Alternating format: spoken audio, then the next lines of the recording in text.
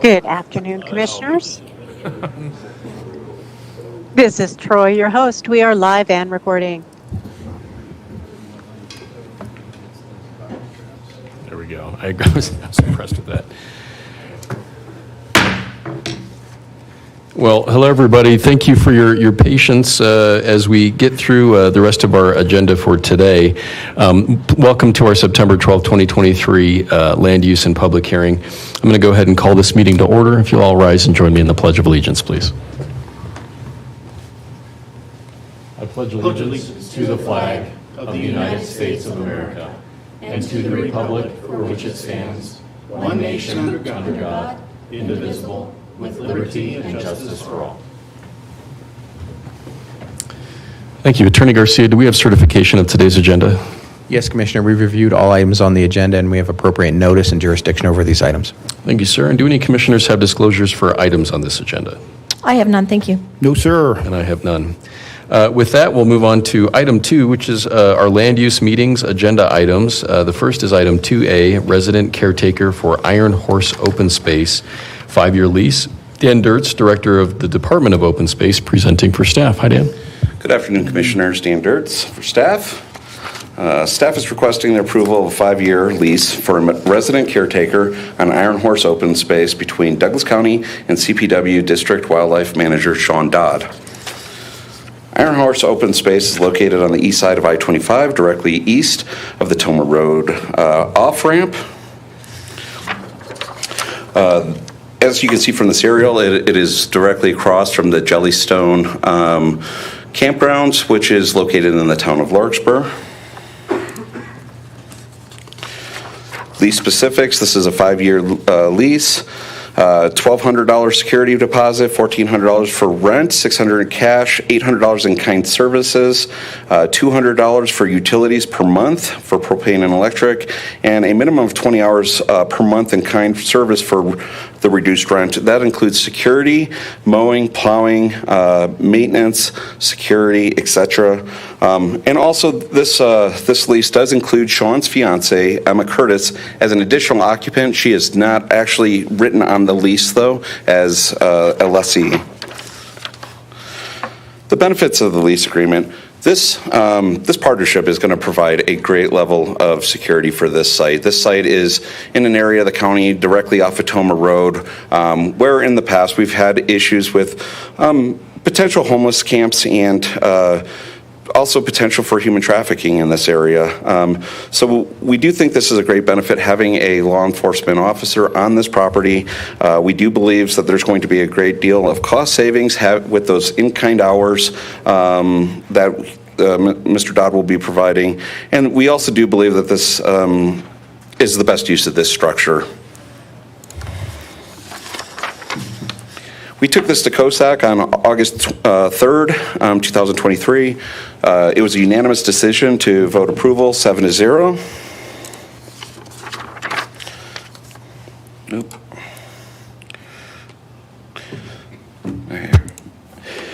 So staff recommends approval of a 5-year lease for a resident caretaker on Iron Horse Open Space between Douglas County and CPW District Wildlife Manager Sean Dodd.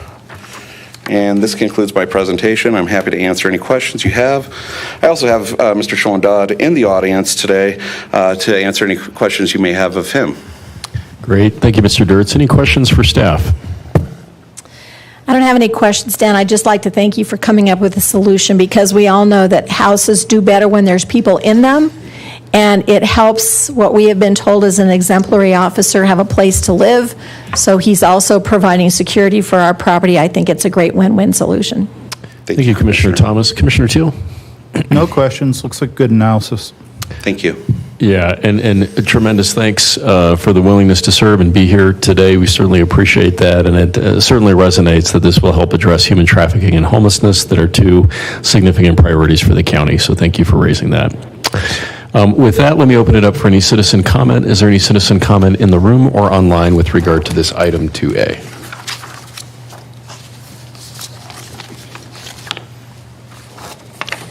Thank you, Commissioner. I have no online comment.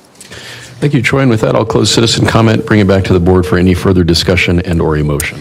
I have a motion to approve a five-year resident caretaker lease for Iron Horse Open Space. Second. So we have a first and second on the floor. Any further discussion? Seeing none, all those in favor signal by saying aye. Aye. Aye, and that motion carries 3-0. So with that, we'll move on to item 2B, which is 3879 North State Highway 83, a 5-year Lone Creek Farms Fall Festival major entertainment event. Matt Jacobowski presenting for staff. Hi, Matt. Thank you.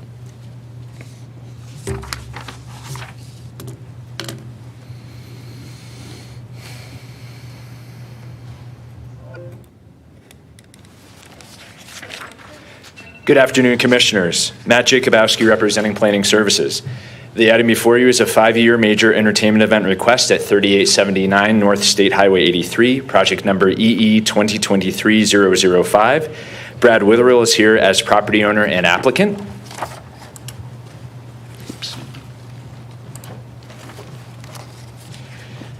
The applicant is requesting approval of a 5-year major entertainment event occurring Friday, Saturday, and Sunday from late September to late October 2023 to 2027.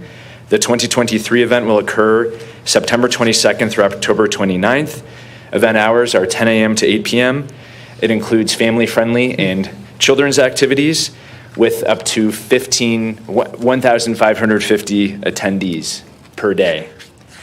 As background, the applicant previously was approved by the board for a 5-year entertainment event from 2018 to 2022. In 2022, there was a slight amendment to the 5-year approval because of a structure that had not been part of the original approval. The 2023 request is for 5 additional years through 2027. The intent of the major entertainment event process is to provide for the orderly control of entertainment events. In this case, the event meets the criteria for a major entertainment event, which requires Board of County Commissioners approval. The major entertainment event process includes a referral process in which agency comments are gathered. Comments were generally concern permits, inspections, and operations management. The State Patrol indicated in its comments that it does not have staffing to provide uniform traffic control on Highway 83, but the Douglas County Sheriff's Office will provide uniform traffic control in the State Patrol's place. State Patrol delegated that authority to the Sheriff's Office. Public Works Engineering will require a floodplain development permit for structures that are in the floodplain, and those are temporary structures. The applicant will also be required to obtain permits and inspections through Douglas County Building and Franktown Fire. I should mention that several HOAs in the vicinity did provide some concerns regarding traffic on Highway 83 and traffic concerns and disruptions in general. Those were the Burning Tree Ranch HOA on the east side of Highway 83, the Franktown Citizens Coalition, and the Perdera HOA, which is a little bit to the north and a little to the east of the site. No comments were received from adjacent property owners. Following the board's decision, if it were to approve, the applicant would be required to obtain any permits, approvals, licenses, and inspections prior to the opening of the event.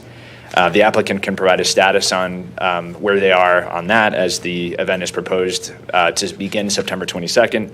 If the event is indeed approved for 5 additional years, the applicant would need to show proof of all inspections and permits each year prior to the operation of any event through 2027. For context of location, the site is located in northeast Douglas County, just north of the Franktown Center. The site is outlined in red on this slide. It is approximately 450 feet north of the intersection of Highway 83 and Castle Oaks Drive, and it's about 2 miles from the 83 and 86 intersection. This zoomed in view shows the surrounding area. It's generally surrounded by large lot residential properties, as you have to the south, agricultural land to the north and to the east, and off the slide is the Cobblestone community, which is a subdivision in the town of Castle Rock. Cobblestone is approximately 3,500 feet from event activities, the main event activities. It's approximately 2,000 feet from several of the structures that are proposed. These are the haunted house structures closer to the creek. It's about 2,000 feet from this large lot residence to the activities that are, again, mainly on the east side of the site. This exhibit shows the proposed activities. I know the applicant will be addressing the event activities in its presentation. The event entrance is to the southeast corner of the site off Highway 83. Parking is to the south. And again, the Douglas County Sheriff will be providing uniform traffic control from 10 a.m. to 5 p.m. on Saturdays and Sundays. That will occur from Highway 83, but the applicant will have staff as cars enter the site. The west side of the site has, as I mentioned, several haunted house structures that are temporary and would require a floodplain development permit along Cherry Creek. And again, the applicant would be required to obtain any permits, approvals, and inspections prior to the event. The applicant has an ongoing retail food service license that would be providing water and food to any folks that want to buy that.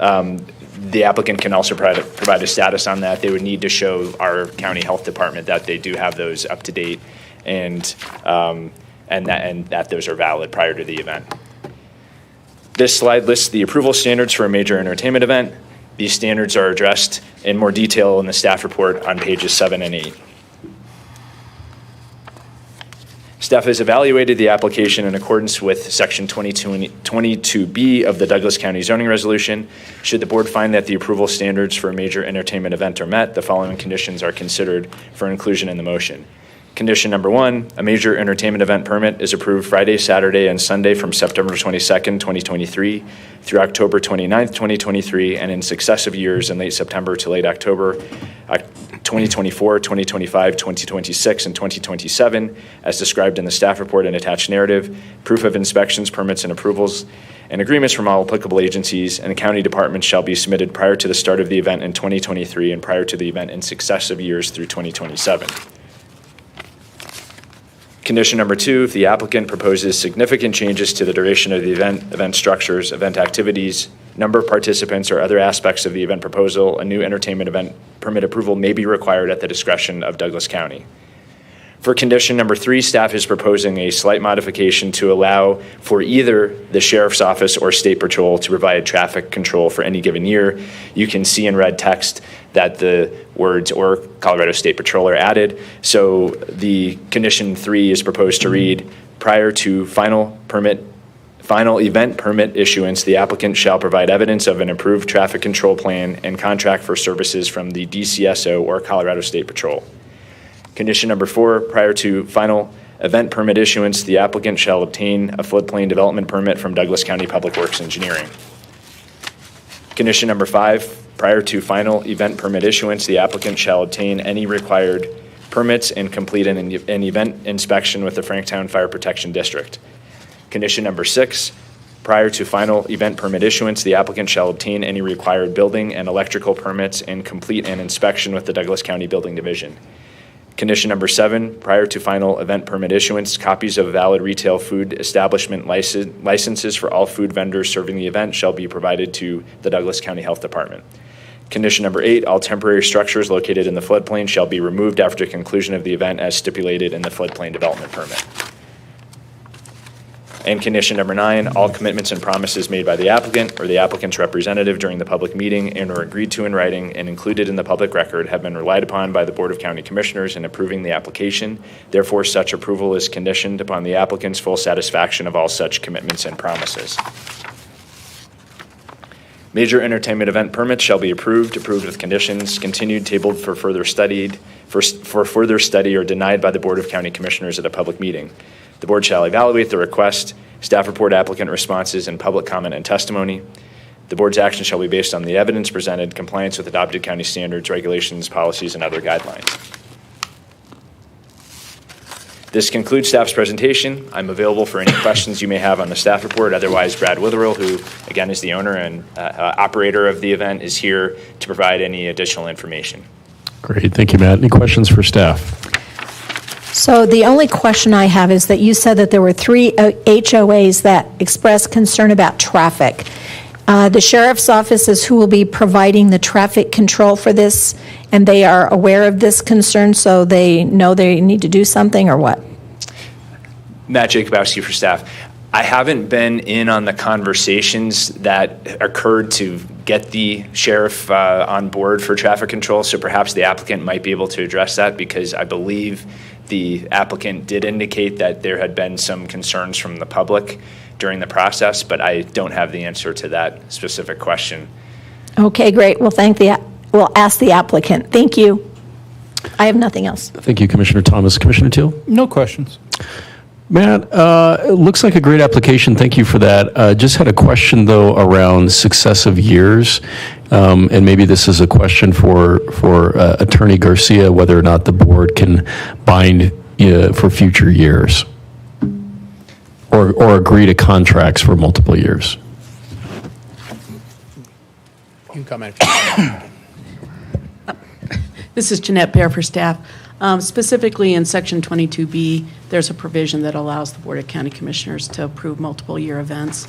And I think as long as the event parameters don't change, or if there is some other significant issue or complaint received, I think it's worked pretty well thus far. So I think you have the authority to do it via the zoning resolution, but the attorney can certainly weigh in on that. Okay, thank you, Ms. Bear. Yes, you have the ability to provide that 5-year permit. For multiple years. So is this, would we see this application again, or once we approve it, it's approved through 27? It's approved with the condition that certain permits and inspections still need to be continued year after year. Year over year. Okay, that makes sense. Thank you. Any additional questions? And then maybe we'll ask the applicant if you want to, do you have any presentation for us, or are you just available for questions? Sure, absolutely. Let me just confirm, are you okay with the 9 conditions as presented? Yes. Okay, great. And if you want to just state your name and where you're from for the record, please. It's Brad Witherell, and I'm 7361 Fox Creek Trail in Franktown, Colorado, which is actually just across the street. Brad, if you want and you need to use the laser, you can use that, hit that button in the middle, and you can use the exhibit here. Yeah. And thank you to the planning department. Matt, as usual, did an amazing job. He is so thorough. This is basically what we've done for the last 5 years. We really don't have anything major that we're doing differently than we have in the past.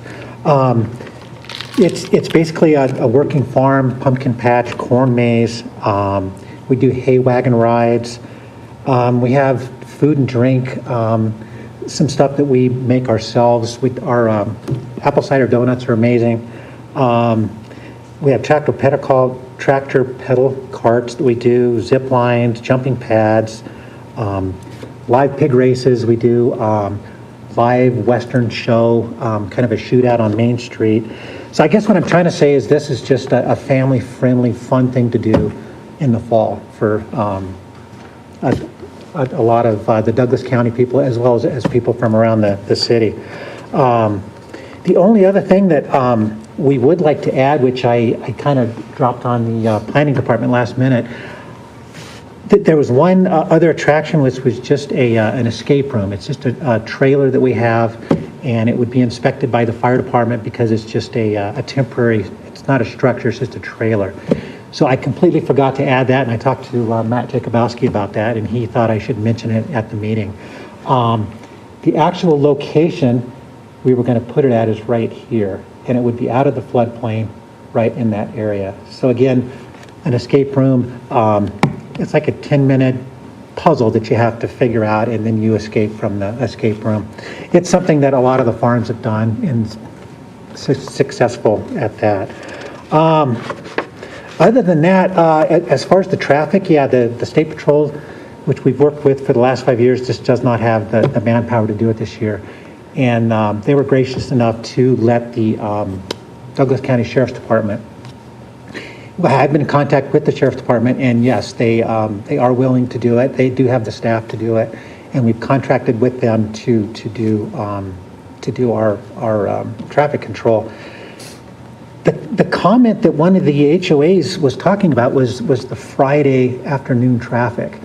Now, I actually live across the street, and yeah, the Friday afternoon traffic is bad, or actually every day during rush hour is bad. And we literally have under 100 cars that come in, and that's just the tiniest drop in the bucket. So I kind of think we were getting blamed for something that wasn't our fault. we see no difference in traffic. And the State Patrol used to do traffic control on Fridays, but it's not a busy day for us. It's our Saturdays and Sundays are the busy days.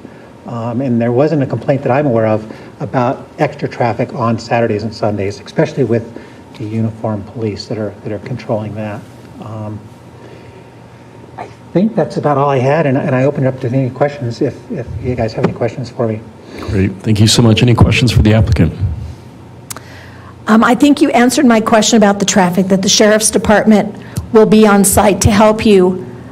I've been out to your place. You've always been very gracious, and it looks like people are having a lot of fun and smashing pumpkins and just... all that fun stuff, right? Yeah, thank you for bringing this to the community. Thank you so much. Any additional questions?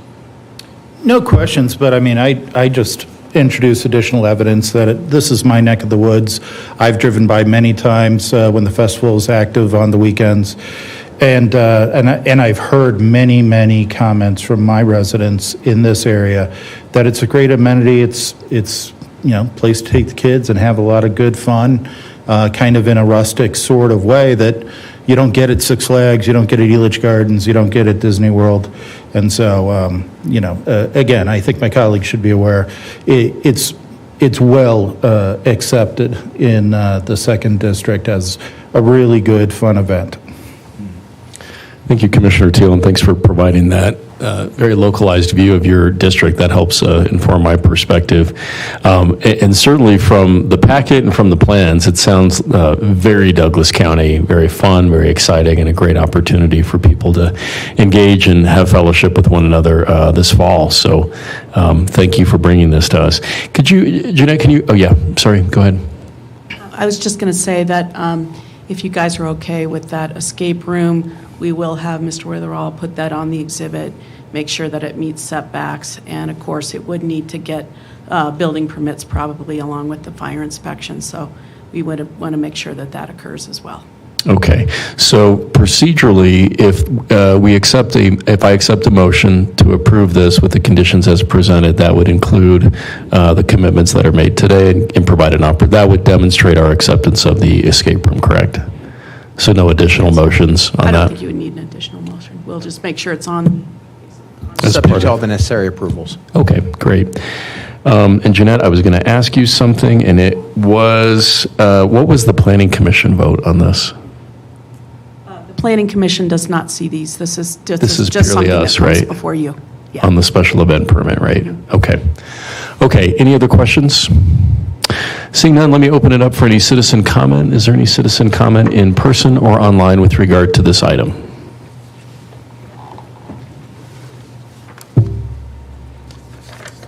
Commissioner, I have no online comment. Okay, thank you, Troy. And with that, I'll close citizen comment and bring it back to the board for any further discussion and or a motion. Well, if it pleases the board, I do have a motion to approve a 5-year major entertainment event permit for the Lone Creek Farms Fall Festival at 879 North State Highway 83 because it does meet all the approval criteria with 9 conditions as presented. Second. So there's a first and second on the floor. Any further discussion? Seeing none, all those in favor signal by saying aye. Aye. Aye, and that motion carries 3-0.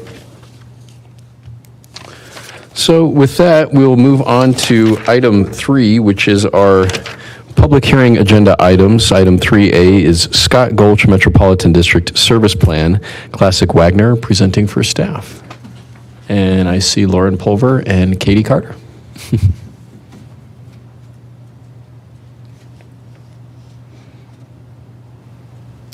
Good afternoon, Commissioners. Classic is out sick today, so I'm filling in for her.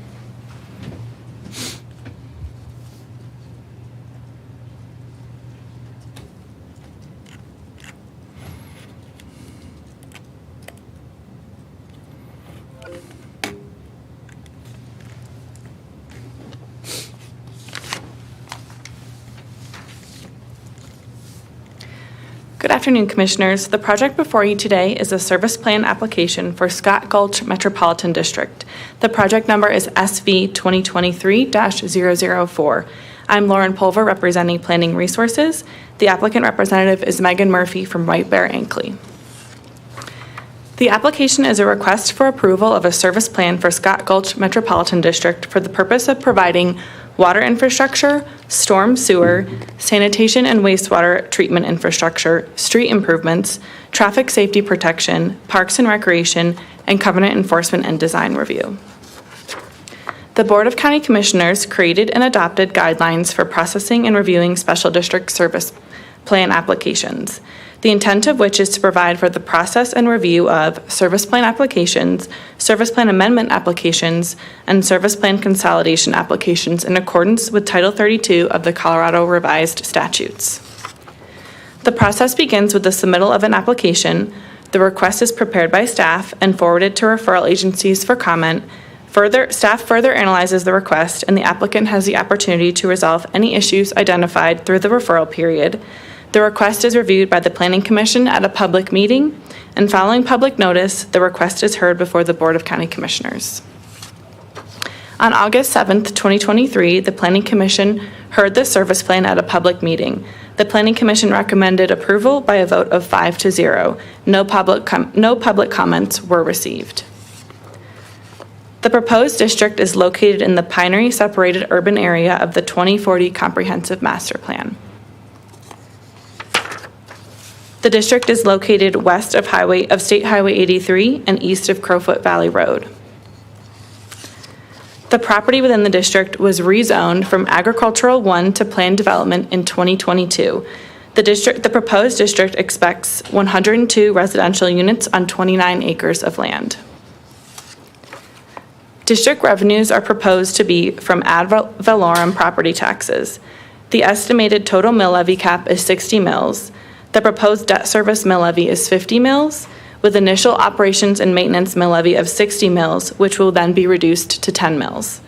The proposed total authorized debt limit is $9 million, and the estimated cost of public improvements is $8.3 million. The Colorado Revised Statutes criteria for approval of special district service plans provides for the board to consider the following 9 criteria in evaluating the service plan. In response to number 1, the purpose of the district is to finance, construct, own, and operate the public improvements for the project. The area encompassed by the district's boundaries is zoned planned development, and there is a projected need for the district. In response to number 2, the existing public service infrastructure within the proposed district boundary area is lacking. Therefore, existing services are inadequate for the projected needs of the service area. Number 3, based on comments from the county's financial consultant, the service plan demonstrates the district can provide these services economically. Number 4, based on comments from the county's financial consultant, the district's revenues are projected in the financial plan would be sufficient to discharge the proposed indebtedness. In response to number 5, the district is organizing to provide public improvements which are not practical for the county or other service providers in the area to provide. The district is within Pinery Water and Wastewater District boundaries, and the will serve letter for water and wastewater services states that the district is required to build the necessary infrastructure to be served by Pinery Water and Wastewater. Therefore, current service has not and will not be adequate for the project. Number 6, all facilities will be constructed in accordance with the standards of the county and any other applicable local, state, or federal rules and regulations. Number 7, the proposed project is within the Pinery Separated Urban Area. Based on information provided by the applicant, the proposed plan supports the concepts described in CMP Goal 2-15. Number 8, based on information provided by the applicant, Pinery Water and Wastewater District will provide and maintain adequate long-range water quality management services to the proposed district. And number 9, based on the applicant's review of the special district, there is current and projected need for services in order to create a residential area in compliance with current zoning. Should the board find the application complies with the criteria found in Colorado Revised Statutes Title 32, the board may approve the service plan. This concludes staff's presentation. I'm available for any questions that you have. The applicant representative, Megan, does also have a presentation and will be available for questions. Great, thank you, Lauren. Any questions for staff? I have none, thank you. I may have questions for staff, but I'd like to hear from the applicant first. And I would as well. The applicant wants to come forward.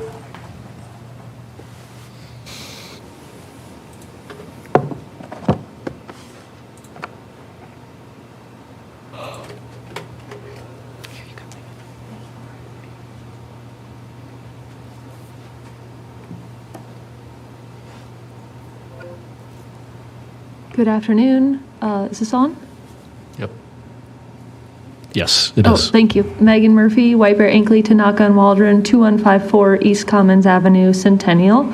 Thank you for your time this afternoon. I'll make it quick because I know you've been here a while. The applicant is Toll Brothers. They're planning to close on the sale of this property on Thursday, so they are just coming into ownership. As Lauren mentioned, the property is zoned residential. You know it as Cross Creek Development, but the district would be called Scott Gulch Metropolitan District. Here's some key terms from the service plan. The estimated cost of public improvements, $8.3 million.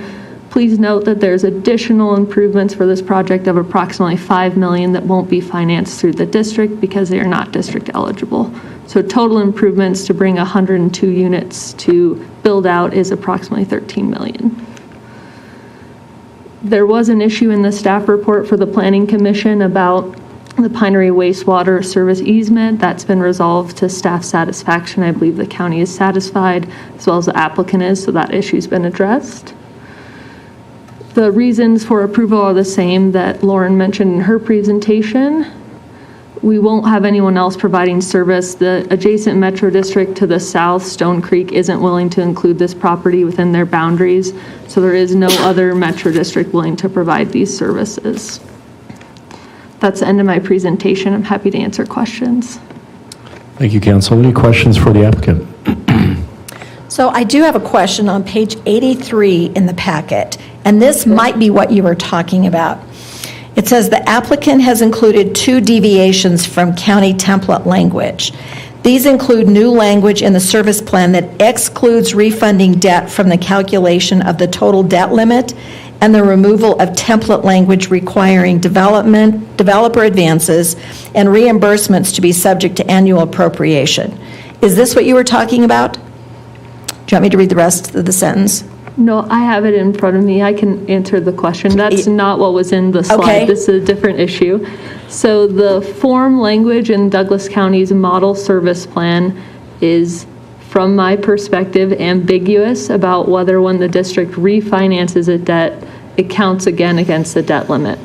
So you could imagine if I issued $2 million in debt and then refinance that $2 million, should I have issued say $4 million, or does the refinancing not count against the debt limit? The model language is ambiguous, so we worked with staff and Stiefel to make it less ambiguous, meaning only the $9 million cap applies and any refundings don't count on top of the cap. Okay, thank you. So that makes sense. That's the first part. And then the second part is the annual appropriation. Did you have a question about that as well? Well, it went on to say that the county's financial consultant did not have any concerns with the additional language, and that's what you're saying? Yes. And my only other last question is, this is going to put 60 mils on the project, and after the debt is paid off, that will be 50 mils, it will drop to 10 mils. Is that correct? Yes, with the caveat that it'd be adjusted for all of the fun we're having with Gallagher and other residential assessment ratios. So I cannot say in the future it will be exactly 10 mils. Do you have a schedule of how long it'll be to pay off that $9 million? Yes, one moment. It's in the financing plan. Thank you.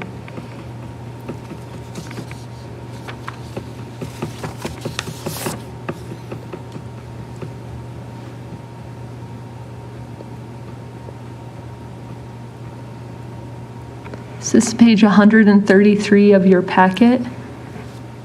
It shows a issuance in 2025 and a final maturity of a subsequent issuance in 2065. Okay, thank you. I have no other questions. Thank you. Thank you, Commissioner Thomas. Commissioner Teal? No, those were great questions by my colleague. That answers my concerns. Well, I think council raises a good point, as does my colleague, that we're particularly sensitive in light of some of the property tax considerations around special districts and what's happening with mills and those impacts on our citizens. And I guess I would ask council and confirmation from planning staff around the reasonableness of the debt limit and the 60 mills authorized to support the debt service. So just walk me through that analysis. Do you want staff to go first? Do you want me to go first? You can. Okay. Yeah. This is the same 60 mills for the project directly to the west called Cielo Metropolitan District, which you might know as Allison Ranch, also a Toll Brothers project. Given the area surrounding this property, which is very near the town of Parker's residential mill levy cap is 77 mills, so a full 17 mills higher than you're proposing to approve here today. And I'll also invite Brooke Hutchins from D.A. Davidson to talk about the reasonableness of the mill levy as it relates to other projects she's seen. Great.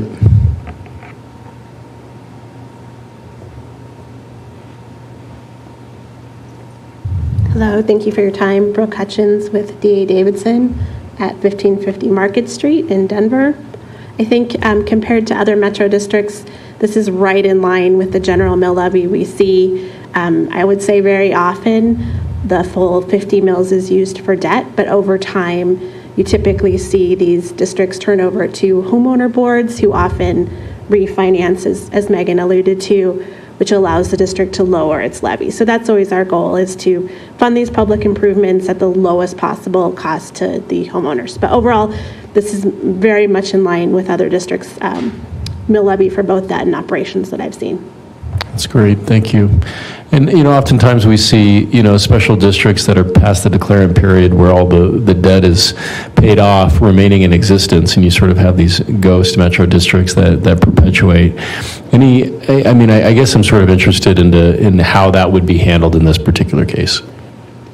We do have some operations and maintenance obligations specifically as it relates to a detention pond that will require some entity, whether that's a metro district or the county, or I'm just guessing some future entity will need to take that on and exist in perpetuity. There's also some pocket parks and other park and recreation features that will need to be maintained. So it is anticipated this district will exist practically forever. But the debt does have a finite term and amount. That means the debt won't be there forever. But unless we're able to find another governmental entity willing to take on things like the pond, the district will be in existence for that obligation. Perpetuity. Okay, thank you. Thank you for that, both of you. And for staff, any additional comment? Nothing additional to add, Commissioners. I would agree in the comparables that 60 is about average for that area. Yeah. I have included, I don't know that you can see very much on it, but the mill levy comparison map for 2023 for the county, so you can kind of get a sense of where mill levies are in that area. That is a really helpful map. And unfortunately, none of us have the X-ray vision, so I'm wondering if you can expand that a little bit. Let me see if I can figure that out. Yeah. And I might be able to jump in, just having many clients in that Parker area, kind of the north of your unannexed boundary is a lot of the dark green. That's where you get the 77 mills along Crowfoot Valley Road there. I don't know if I can zoom in on this.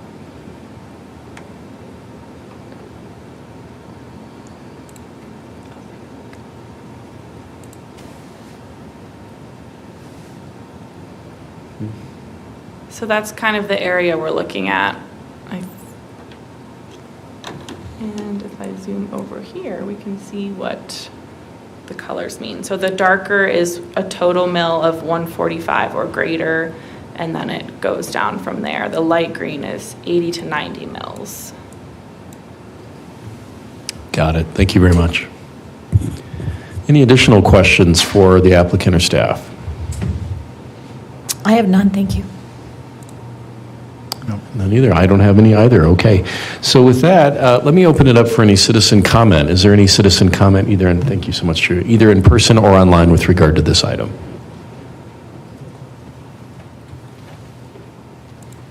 I have no online comment. Troy, thank you. And with that, I'll close citizen comment, bring it back to the board for any further discussion and or a motion. I have a motion to approve Scott Gulch Metropolitan District Service Plan, excuse me, because it does meet all of the approval criteria, project file SV 2023-004. The 40-year term period of the financing did give me pause when I reviewed the packet. The only problem is the low rate of the mills, and then maybe it's my prior experience on the Castle Rock Council where it was very rare to see anything under $10 million in financing. On the other hand, they were usually more than 100 units. I don't know, this seems pretty reasonable to me, so I will second. So we have a first and second on the floor. Any further discussion? Seeing none, all those in favor signal by saying aye. Aye. Aye, and that carries 3-0. Thank you very much. Thank you. And with that, we'll move on to our last item on our public hearing agenda, which is 3B, Fields Preliminary Plan, Project File SB 2022-036. Heather Scott presenting for staff.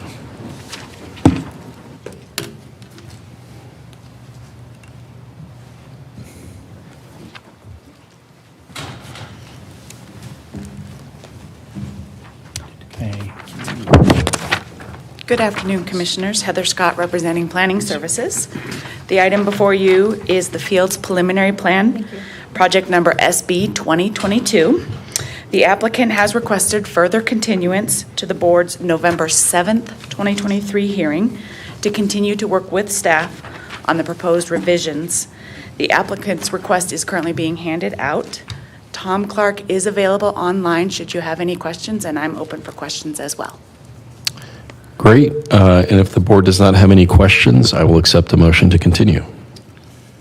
You know, when we did first see this application, the applicant did ask for more time. Here we have another request for more time. If it pleases the board, I do have a motion to continue the hearing for the Fields Preliminary Plan Project File SB 2022-036 to November 7th, 2023 at 2:30 p.m. Second. So we have a first and second on the floor. Any further discussion?